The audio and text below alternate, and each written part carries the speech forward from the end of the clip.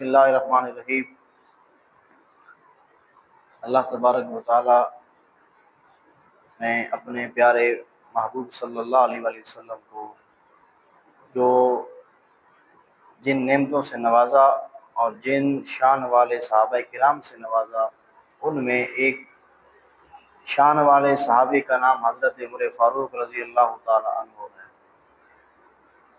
آپ کو نبی کریم صلی اللہ علیہ وآلہ وسلم نے اللہ تعالیٰ سے دعا کے ذریعے مانگا، یا اللہ کے اسلام کو، اللہم اعز الاسلام والمسلمین بعمر، یا اللہ اسلام کو حضرت عمر کے ذریعے عزت عطا فرما۔ حضرت عمر کی ذات وہ ذات ہے کہ جب سے آپ اسلام کے اندر آئے ہیں، اسلام میں داخل ہوئے ہیں، پہلے صحابہ کرام جو تھے وہ اسلام کا پیغام چھپ کر دیتے تھے، لیکن جب سے حضرت عمر آئے تو فرمایا کہ اب باہر نکلو، میں دیکھتا ہوں کہ کون، اگر میرے بعد کوئی نبی ہوتا تو عمر بن خطاب ہوتے، اس سے بڑھ کر اور شان کیا ہو سکتی ہے۔ فرمایا کہ دو میرے وزیر زمین میں ہیں اور دو آسمانوں میں ہیں۔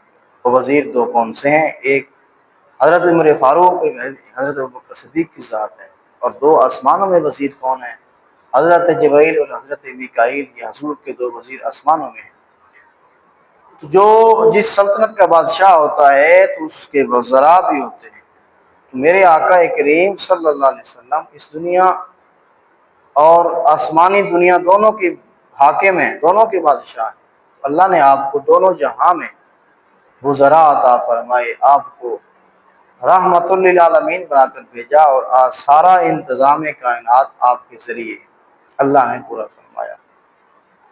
تو حضرت عمر کا آج یوم وصال تھا، یکم محرم الحرام کو۔